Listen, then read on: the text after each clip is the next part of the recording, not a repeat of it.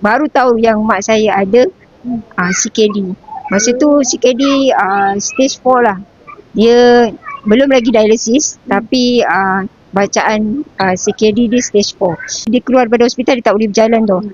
Dan saya ikhtiar juga, bukan saja Shiruto, saya bagi mak saya stokin dengan boxer, scarf.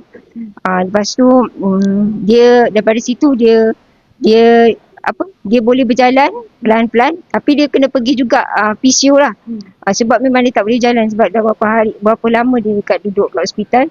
Lepas tu untuk CKD dia saya ikhtiar dengan Shiruto juga, daripada dia stage 4 sekarang, sebab memang setiap sebulan 2 bulan dia akan pergi cek darah, doktor akan cek.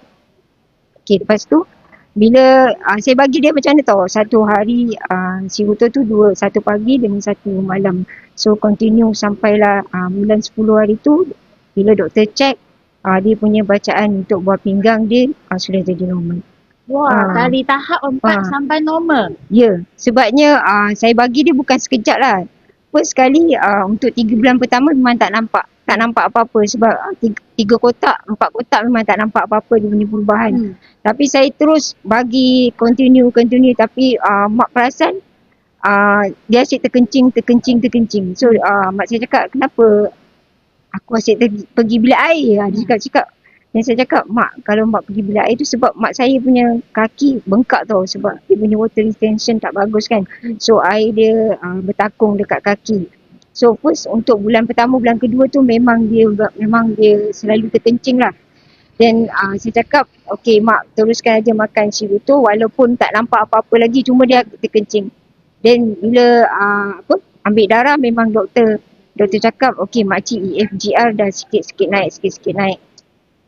So saya terus bagi mak saya sampai sekarang. Dia dah makan daripada tahun lepas raya sampai sekarang. So dekat setahun lebih lah, setahun lebih. So saya terus continue bagi.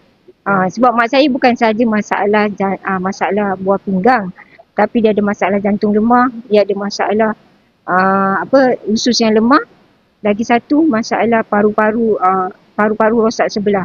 So memang Shiruto memang bantu mak saya sebab sebelum ni mak saya memang selalu demam. So bila dia makan Shiruto, memang nampak mak saya punya kesihatan itu bertambah baik. Daripada dia terlantar sampai dah dia boleh jalan sekarang, sampai dah sekarang boleh masak sendiri. Wah. So, memang bagus Shiruto, memang bagus untuk mak saya. Mak saya memang serasi Shiruto tu. So inilah testimoni daripada saya tentang mak saya.